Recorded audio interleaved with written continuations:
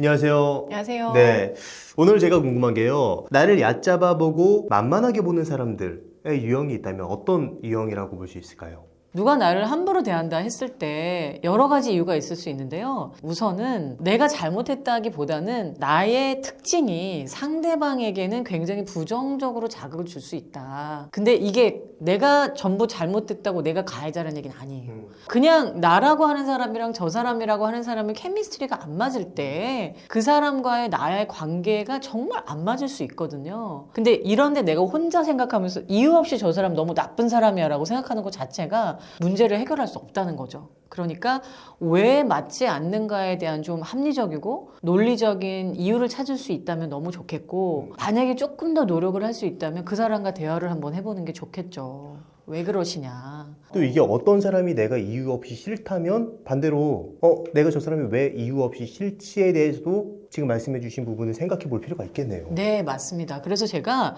두 번째로 얘기하려는 게 바로 그거예요. 왜 난 저 사람 이렇게 이유 없이 싫지? 내가 싫어하는 경우도 있잖아요. 네. 그러니까 내가 당하는 경우도 있지만 내가 함부로 대하는 사람은 분명 있을 거고 나도 싫어하는 사람이 있을 수 있어요. 그러니까 분석 심리학에 이제 칼 융이라는 학자가 있는데 그 사람이 그림자 인성에 대해서 얘기했거든요. 무의식에 이렇게 숨겨져 있는, 우리 지하실에 꽁꽁꽁 숨겨놓은, 분명히 내 짐은 내 짐이지만 내가 보여주고 싶지 않은 묵짐 같은 것들이 있잖아요. 그런 것처럼 우리의 성격도 분명히 내 성격은 맞지만 내가 보여주고 싶지 않아서 내 무의식이라는 지하 저장고에 감춰놓은 성격이 있는데 그게 바로 그림자 인성이라고 해요. 그런데 그림자 인성은 언제 느낄 수 있냐? 내가 감춰놓은 인성인데 그 그림자 인성하고 똑같은 성격을 가진 사람이 내 주변에서 돌아다닐 때 굉장히 감정적으로 자극되는 거죠. 그러면 설명할 수 없는데 정말 죽이고 싶도록 미운 감정이 올라올 수 있는 거죠. 그런데 사람들은 그림자 인성 때문에 그런지 몰라요. 그렇기 때문에 뭐라고 얘기해요? 야, 제가 일을 못하니까 그런 거야. 그래서 뭔가 합리적인 이유를 찾아내서 그 사람을 미워하는 이유를 찾아냅니다. 근데 학자들 중에는 이걸 좀 더 심각하게 말하는 사람은 뭐라고 얘기하냐면, 그림자 인성을 갖고 있는 사람이 주변의 동료로 혹은 가족으로 주변에 돌아다닐 때 그 사람을 싫어하는 정도가 악마를 싫어하는 정도로 싫어한다고 해요. 그 정도. 그 정도까지. 정말 내 인생에 악마처럼 싫어할 정도로 그냥 정말로 이유 없이 저 사람 사라졌으면 좋겠어. 이럴 정도로 싫어하는 사람이 나한테도 있을 수 있고요. 그러니까 나를 그렇게 싫어할 수도 있다는 거예요. 그래서 예를 들면 인생을 살다가 내가 진짜 너무 싫어 그런 사람이 있었어요. 제가 물론 뭐 죽이고 싶을 정도는 아니었는데 너무 싫은 사람이 있었어요. 근데 제가 이제 심리학을 공부하면서 혹시 이게 그림자 인성인가? 저 사람이 그림자 인성인 것 때문에 힘들어하나라고 생각해서 내가 진짜 감정적으로 싫어하는 사람들을 종류로 꼽아봤어요. 근데 공통점이 있는 거예요. 너무 잘난 척하는 사람들, 너무 자기 표현이 과한 사람들, 그리고 소위 말해서 자기가 하고 싶은 말을 여과 없이 하는 사람들이었어요. 그래서 제가 공통적으로 A, B, C를 다 생각해 보니까 저 사람들은 어떻게 저렇게 살 수가 있지? 라고 생각을 해봤는데 그게 내 그림자 인성과 연결돼 있나라고 곰곰이 분석을 받고 성찰을 해봤더니 저는 말을 할 때 굉장히 눈치를 많이 보는 사람이에요. 나는 다른 사람이 어떻게 생각할지 굉장히 눈치를 많이 보는 사람인데 저 사람은 무슨 복을 갖고 태어났길래 저렇게 막 말을 하지? 결국에는 그게 제 그림자 인성이었던 거예요. 그래서 그걸 제가 깨달은 다음에 나는 하고 싶은 얘기를 하지 못하고 사는 사람인가? 그러면서 내가 하고 싶은 얘기를 하려고 용기 냈고, 그래서 내 그림자 인성을 수면 위로 끌어올리려고 많이 노력했어요. 너무 신기한 게요. 그렇게 조금씩 연습을 하니까 그 사람들이 덜 미워요. 그래서 누굴 너무 싫어하거나 누굴 너무 정말 괴롭게 싫어하는 사람에 대한 인간관계를 해결하는 방법이 때론 없을 수도 있지만, 이렇게 나의 그림자 인성 때문에 상대방이 밉거나 싫거나 할 때, 혹은 누군가가 날 너무 미워해요. 근데 내가 해결할 방법이 없어요. 그러면 그냥 저 사람한테 내가 악마처럼 보이나 보다. 근데 내 잘못 때문에 그런 게 아니라 저 사람하고 나하고 지금 무의식적인 케미가 안 맞아서 그런가 보다 라고 생각하면 조금 거리를 둘 수 있겠죠. 그리고 내가 정말 싫어하는 사람이 누군가에 초점을 맞추면 내가 더 성숙할 수 있어요. 더 성장할 수 있어요. 근데 이제 세 번째는 뭐냐면 이거는 성격적인 문제가 있는 경우. 대표적인 경우에 이제 편집증 같은 경우에 편집증이라고 하는 거는 이제 누구를 믿지 못하는 성격이에요. 그래서 소위 말하는 편집증적인 성격을 갖고 있는 사람들은 음모 이론을 믿거든요. 어떤 사람이 편집증이 있거나 아니면 편집증적 성격이 있어서 나를 싫어하잖아요. 방법이 없습니다. 그 사람이 내가 음모를 갖고 뭐 국가를 전복한다고 생각할 수도 있고요. 자기 인생을 망치려고 나타난 사람이라고 생각할 수도 있고요. 이 공동체를 파괴하려고 나타난 사람이라고 생각할 수 있는 그런 음모를 갖고 있는 나쁜 첩자처럼 보기 때문에 어떻게 설명을 해도 그분들은 제가 좋은 사람이 될 수 없어요. 그럼 어떻게 하면 될까요? 첫 번째는 그 사람이 어떻게 하더라도 제가 저 사람은 마음의 병이 있거나 성격적인 문제가 있어서 그런 거기 때문에 제가 덜 상처받아도 되겠죠? 그리고 그 사람을 막 싫어할 필요도 없어요. 그냥 그분의 어떤 마음 상태가 그런 상처를 갖고 있는 상태인 거니까 우리가 아픈 사람은 싫어하진 않잖아요. 대신에 나를 보호할 수 있는 안전거리망을 구축할 수 있는 관계망을 구축해야 되겠죠.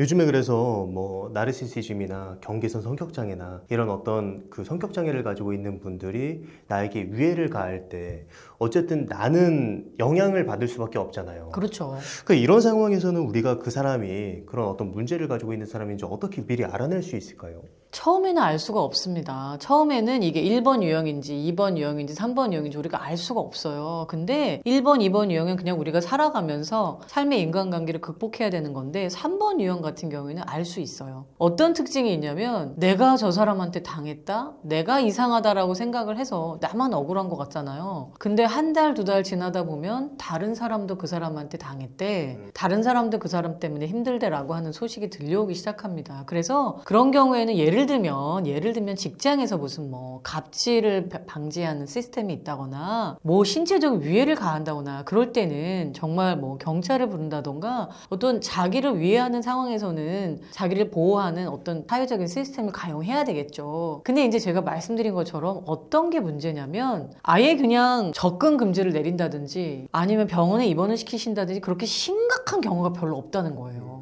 대부분은 이제 성격적인 경계선에 서 있는 사람들이 많기 때문에 많은 경우에는 견뎌야 되는 경우가 많이 있기 때문에 업무상에서 우리가 이제 최대한 안전거리를 확보하고 저분이 나를 기분 나쁘게 하네? 요런 정도는 모르겠지만 뭔가 선을 넘었다. 예를 들면은 이 사람이 나한테 전화를 걸어서 뭐 욕을 했다든지 아니면 뭐 법적으로 넘어서는 안 되는 선을 넘었다면 그 조직에서 취할 수 있는 뭐 법적인 조치를 취해야 되겠죠. 그리고 그 두 가지가 명확하게 구분돼야 되는 것 같아요. 이게 관계적으로 우리가 거리를 두고 내가 마음의 근육을 키워야 되는 부분인지 아니면은 이게 어떤 그 학대의 어떤 차원까지 위해를 가하는 건지 그 경계를 분명하게 찾아야죠.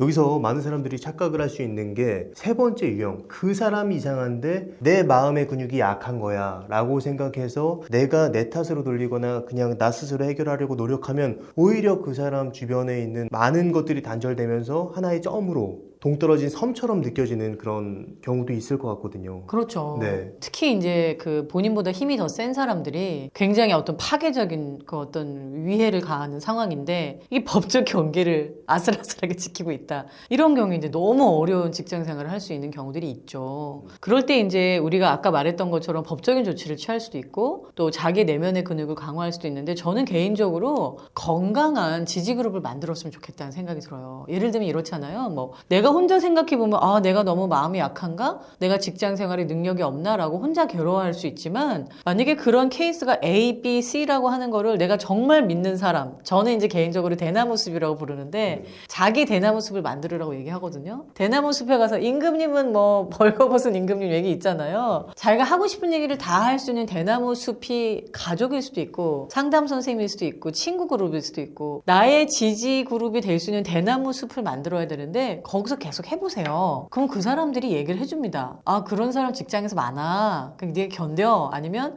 근데 듣다 보니까 해도 너무하네. 선을 넘었네. 그래서 뭔가 나 혼자서 자꾸 이렇게 늪으로 빠져서 내가 직장 생활 못하는 능력이 없는 사람인가라고 하는 그러한 그 악순환에 빠지지 않으려면은 내가 처한 사항을 객관적으로 한번 판단받아 볼 수 있는, 나를 정말 사랑하는 나의 대나무 숲과 같은 지지그룹과 이야기를 해보고, 그리고 정말로 그런 문제가 발생했을 때 뭐 직장인 갑질이라든지 국가인권위원회라든지 저는 전화해서 컨설팅을 받아보라고 해요.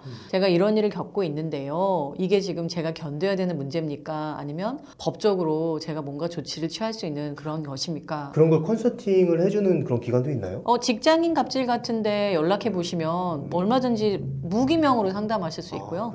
예. 그리고 국가인권위원 같은데 전화하셔가지고 지금 이런 상황인데 제가 도움받을 수 있는 영역일까요? 라고 물어보시면 또 해주실 수 있고요. 그리고 그냥 일반 심리상담센터에 가서 제가 이런 문제로 너무 괴로워하고 있는데 이게 제가 마음이 약해서 그런 건지, 아니면 이게 뭔가 제가 지금 굉장히 부당한 일을 당하고 있는데 제가 이걸 해결하지 못하고 학대받고 있는 건가요? 라고 물어보면 전문가들이 분별을 해주죠. 근데 대부분의 경우에는 혼자서 이렇게 괴로워하는 경우가 많죠. 내가 무능력해. 그러니까 절대 혼자로 고립돼 있으면 안 된다는 거죠.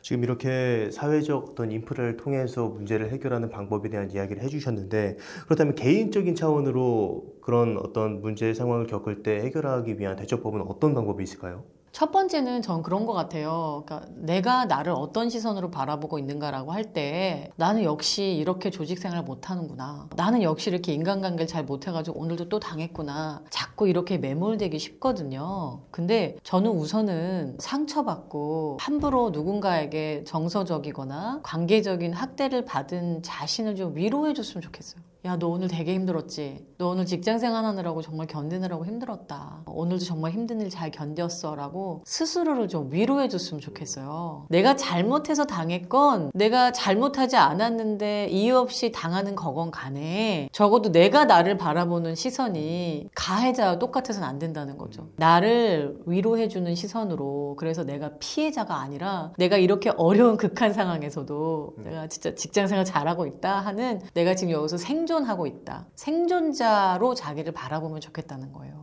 두 번째는 아까 말씀드렸던 대나무 숲 그룹을 만들어라. 그런 사람이 없는 사람이 너무 많아요. 예. 그 다음에 세 번째는 뭐냐면, 저는 평생 제가 이 이야기를 잘 기억하고 사는데, 제가 이제 살면서 누군가에게 무시당하거나 상처받거나 이럴 때 저도 이제 제 심리치료사 선생님 찾아가서 막 울고 그랬는데, 어느 날 그 제 심리치료 선생님 저한테 얘기를 다 들어주시더니 그 사람 참 나쁘다. 그 사람이 너처럼 소중한 사람한테 왜 그런 일을 했을까? 완전 제 편이 돼주셔가지고 위로를 해주시면서 저한테 뭐라고 얘기하냐면 Do not give them too much power, 그렇게 얘기하시더라고요. 그 사람들에게 너무나 많은 힘을 네가 주지 마. 그 사람들이 나에게 이렇게 칼코치로 내 어깨를 찔렀을 수는 있어요. 아프죠. 이걸 빼서 상처를 해야 되는, 상처를 치료해야 되는데 너무나 많은 사람들이 이 박힌 상처를 놓고 이걸 붙잡고 내가 왜 이걸 맞았을까? 내가 지금 이 자리에 앉아 있었으니까 이걸 맞지 않았을까? 이러면서 이걸 뽑아서 상처를 치료해야 되는데 계속 이 상처를 붙잡고 있다 보니까 더 상처가 썩는다는 거예요. 그래서 선생님이 저한테 뭐라 그러셨냐면, 너에게 상처를 준 가해자들이 나쁘다. 그러나 너에게 상처를 준 가해자가 너에게 피해를 준 것 이상의 힘을 그들에게 부여하지 마라. 그래서 이걸 뽑고 치료할 수 있도록 도와줘라 하면서 뭐라고 말씀하셨냐면, 길거리 지나가는 초등학생이 너한테 막 소리 질렀다고 생각해봐. 기분이 나쁘니? 아니면 귀엽니? 그래서 뭐 그 정도는 제가 이해해 줄 수 있죠. 근데 길거리 지나가는 큰 덩치 큰 사람이 막 쌍욕을 하고 지나갔다. 그럼 무섭잖아요. 한번 잘 생각해 보라는 거예요. 너의 마음속에 그 사람은 어떤 존재로 살아있냐. 그러면서 너의 마음의 집에 네가 문을 열어줄 때 들어오냐, 아니면 그 사람은 늘 네 마음에 거실에 자리 잡고 살고 있냐. 왜 너는 네 마음의 집을 다 그 사람에게 주고 있냐. 상처받은 건 맞지만 네 마음의 집을 그 사람한테 다 주면 넌 어디서 사니. 그러니까 그 사람들에게 너무나 많은 힘을 주지 말라는 거는 매일매일의 직장 생활에서, 또 매일매일의 관계 속에서, 혹은 폭력적인 관계 속에서 법적으로 정의롭게 해결해야 될 건 해결하시고, 그러나 심리적인 외상을 치료하는 과정 중에서 그들을 점점 마음의 집에서, 내 마음의 거실 속에, 내 마음의 안방에서 내보낼 수 있는 내면의 힘을 키워라 하는 거죠. 나를 괴롭히는 누군가 있을 때 그 사람이 내 마음의 집에 거실에 있지 말라고 내가 얘기를 해도 나가지 않을 것 같습니다. 내 마음의 집을 어떻게 굳건히 지킬 수 있을까요? 맞아요. 그게 문제죠. 제가 아까 얘기를 했던 포인트는 뭐냐면은 우리가 어떤 외부적인 자극이나 나에게 함부로 하는 사람이나 나를 무시하는 사람 때문에 속상해서 내가 내 삶을 살아가는 게 아니라 저 사람에게 반응하는 삶을 살고 있다는 거예요. 근데 그걸 모른다는 거죠. 그래서 제가 강조하고 싶은 건 뭐냐면은 내가 어떤 굉장히 다른 사람에게 상처를 입고 다른 사람에게 폭력적인 피해를 당했을 때 그 데미지가 얼마나 나에게 큰 영향을 주는지를 깨닫는 게 첫 번째 과정이라는 거예요. 다시 말하면 여러분 한번 잘 생각해 보세요. 매일매일 직장에서 일어나는 일 때문에 누군가를 욕하고 있고 매일매일 부부관계에서 내가 배우자를 욕하고 있고 매일매일 부모자녀 관계에서 내가 저 아이 때문에 내 인생이 망쳤다라고 얘기하고 있을 때 그때 여러분의 마음속에 주인이 여러분이라고 착각하고 사신다는 거예요. 근데 실제로는 여러분의 마음의 주인이 여러분이 아니라 여러분의 마음의 주인은 이미 여러분이 욕하고 있는 그 대상이 여러분의 마음에 대부분의 에너지를 차지하고 있어서 여러분들은 그걸 지금 내몰아가기 위한 인생을 살고 있다는 걸 바라보시라는 거예요. 내가 누군가에게 굉장히 큰 상처를 당했어요. 그럼에도 불구하고 내가 내 삶을 살아갈 수 있어야 되는데 대부분의 많은 경우에 많이 피해당한 사람, 많이 갑질당한 사람은 똑같이 그 사람한테 복수하려고 혹은 안 당하려고 내 삶을 사는 게 아니라 내가 이 전쟁에서 지지 않으려고 방어하는 인생을 산다라고 한다면 너무 슬픈 인생인 것 같거든요. 그래서 내가 어떻게 살고 싶은 사람인가를 찾을 수 있고 바라볼 수 있고 그것을 살아낼 수 있는 에너지를 회복할 수 있는 방법을 찾아라. 저는 그게 제가 속한 공동체를 떠나서 긴 여행을 가는 거예요. 근데 어떤 사람은 뭐 일기를 쓰는 게 될 수도 있고 요리를 해보는 게 될 수도 있고 지금 여러분을 괴롭히는 어떤 공간이 있으면 그게 수족관이라고 한다면 그 수족관을 한번 벗어나는 경험을 해라. 그래서 내가 어떤 존재인지 내가 어디 살아야 되는 존재인지 나의 삶의 방향성이 어딘가를 찾을 수 있는 그 무언가를 해봐라. 자, 그럼 마지막으로 하고 싶으신 말씀 있으시면 어떤 게 있을까요? 네, 오늘 이 주제가 굉장히 중요한 주제이면서도 굉장히 어려운 주제 같아요. 그런데 저는 어떤 생각이 드냐면 이유 없이 누군가에게 폭력적인 상황에서 폭력을 당하고 함부로 관계를 강요받는 그런 것은 있어서는 안 되죠. 그리고 그런 관계들은 우리가 정말 정의롭게 잘 해결이 돼야 된다고 생각합니다. 근데 오늘 제가 이야기했던 부분들은 조금 이렇게 관계적인 측면, 심리적인 측면에서 어떻게 일반적인 관계를 잘 극복해낼 수 있을까? 좀 그런 부분에 초점을 맞춰서 이야기를 했던 것 같아요. 그래서 정말로 서로가 존중하고 서로가 이렇게 평화롭게 지내는 그런 사회가 될 수 있으면 참 좋겠습니다.